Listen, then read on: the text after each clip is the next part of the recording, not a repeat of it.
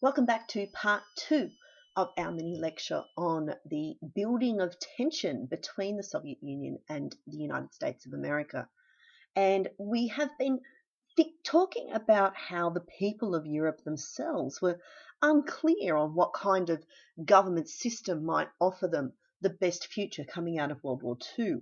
And we need to understand that communism was quite popular in many parts of Europe at the end of World War II as a kind of an antidote, perhaps, to the fascist governments that had seemed to bring destruction to Europe. Communist parties, for example, were very popular in France and in Italy, and came to have quite important roles in the new parliaments that were developing in those countries. Greece and China are two countries where civil war breaks out at the end of World War II, and we have a real tension between communism and anti-communist factions as to how the country is going to proceed coming out of World War II. We've already learned that the Soviet Union clearly wants to build a buffer zone around itself of friendly countries. It's hoping to make sure that those countries are certainly sympathetic towards communism and the Soviet Union. And what does America want? America says that it's about self-determination, and it wants to spread democratic ideals across Europe. What it really also needs is strong capitalist economies across Europe. Europe is a very important trading place for America, and America wants to keep building its economy, keep developing a strong market-based economy, which is how it's going to thrive going into the future. And it ends up with a communist Europe that could be detrimental to US economic interests, as well as moving away from its own ideological position of democracy and freedoms. So we've got a real tension setting up between the aims of the US, the aims of the Soviet Union, and clearly Europe in the middle, fairly undecided as to the direction that it wants to take. In March 1947, we have a speech being given by President Truman. Now, remember in 1946, we've already had Stalin's speech setting out the Soviets' direction on this ideological tension, and we've had the Iron Curtain speech from Churchill, which is certainly flagging the division that has occurred across Europe.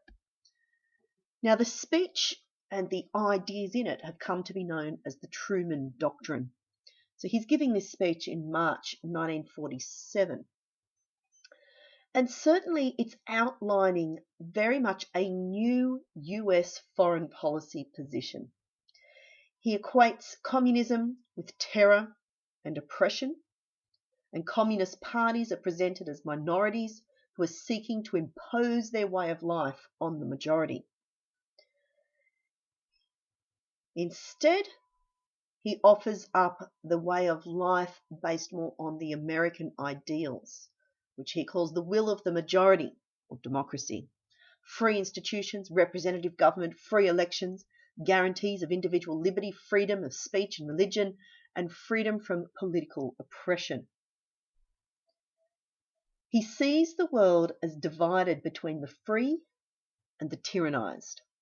And of course, he offers up American support for any of those countries that want to throw off the tyranny of communism and stay within the free world as it comes to be known.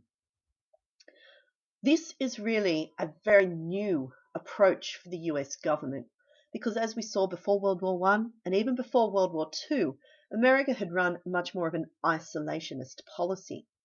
Yes, they had ended up intervening in each world war, but what we've got now is an American president setting up the US for intervention outside of wartime pressures.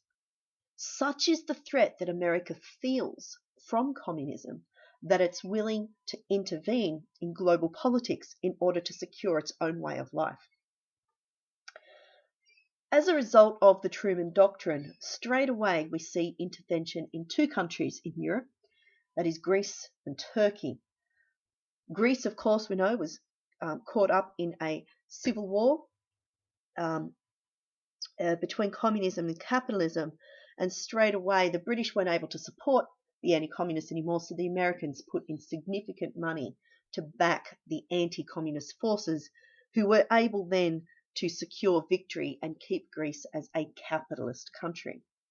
Turkey, which is also, you can see here on this map, very close to the Soviet Union's borders, and America was concerned about the spread of the communist influence into this part of the world. Therefore, America put a lot of money into Turkey in order to build it back up and keep the Soviet border secure. You can see this cartoon from June 1947, certainly this influence of Stalin across the world. And by this stage, we had already seen some of these Eastern European countries establishing communist governments. We'll come back and have a look at some of these countries in more detail to see how that unfolded. And it is a slightly different story in each of the countries. We can also see Yugoslavia here, which is a communist country. Czechoslovakia at this stage was communist, but not necessarily under the tight influence of the Soviet Union. And it's suggesting, this map, that all these white ones are countries under strong Soviet political pressure to become communist. Suggesting, of course, this cartoon is suggesting that everywhere in the world was under threat from communism. This new financial approach, or this new foreign policy approach, was not necessarily greeted by all Americans as particularly wonderful. It was a difference from how America had proceeded in the past. You can see the cartoon on the right here, kind of the US wandering into new territory, new very treacherous territory, you might say, with its new foreign policy. Here it is bringing aid to Greece and Turkey. And you can see here on the left a document that sets out the kind of aid that is being given to Greece, at least. We can see here that more than 50% of the aid which they've given, which totals to $338 million over 2 years, certainly more than 50% of it was in military aid. Again, supporting the anti-communist forces, ensuring they would seize control of the country and push out the communist threat from that particular country. But America didn't just give military aid. You might remember that George Kennan in his long telegram was saying that we can win this fight against the Soviets not through going to war, but through educating people, making sure about the threat of communism and making sure that they are wealthy and prosperous and happy, in which case they won't turn to communism, but will stay within the Western fold. And so in June 1947, we see the development of what is called the Marshall Plan. It was announced by US Secretary of State George C. Marshall. That's why it's called the Marshall Plan. And it was also known as the Economic Recovery Program. You can see it here in this poster, the ERP, Economic Recovery Program. What was it? It was a whole lot of money being offered to European countries in order to help them rebuild and recover after World War II. But it was also intended to promote and strengthen capitalism. In that way, it was hoped that it would stop the threat of the spread of communism, because people would see what capitalism could offer through a strong economic recovery. It's selling democracy and selling capitalism to Europe.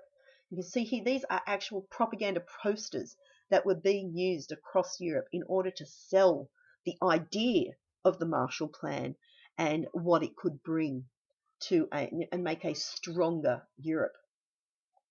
More than $17 billion worth of aid was offered to Europe. It was meant to be a plan over a number of years to help rebuild Europe. The financial aid was offered to all countries in Europe, including Eastern European countries, and even including the Soviet Union.